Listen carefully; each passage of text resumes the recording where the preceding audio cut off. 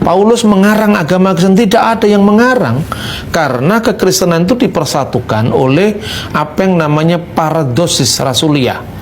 Paradosis rasuliah adalah istilah dalam bahasa Yunani yang dapat diterjemahkan sebagai tradisi rasuli. Dalam konteks agama Kristen, istilah ini mengacu pada penyebaran dan pengajaran ajaran-ajaran yang diajarkan oleh para rasul, terutama Yesus dan para rasulnya, kepada generasi berikutnya dari umat Kristen. Ini mencakup ajaran-ajaran, praktek, dan nilai-nilai yang disampaikan secara lisan dan tertulis. Dalam tradisi Kristen, paradosis rasuliah ini merupakan dasar bagi pengembangan doktrin-doktrin dan ajaran-ajaran gereja. Ini termasuk dalam Injil, surat-surat rasul, dan ajaran-ajaran yang disampaikan secara lisan.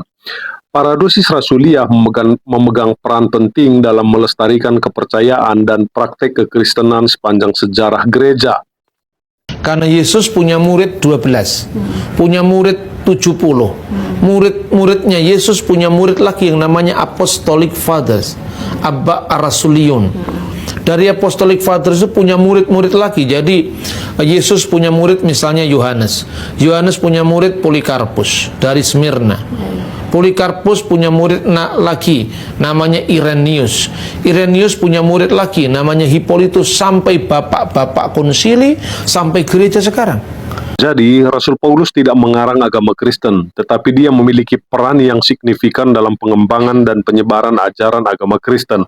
Paulus memainkan peran kunci dalam menjelaskan dan mengartikulasikan banyak aspek ajaran Kristen, terutama mengenai hubungan antara hukum Taurat dan iman dalam Yesus Kristus.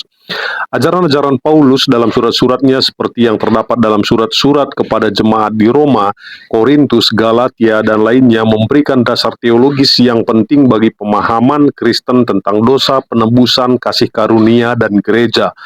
Paulus juga memainkan peran dalam menghubungkan agama Kristen dengan orang bukan Yahudi dan menekankan pentingnya iman kepada Kristus.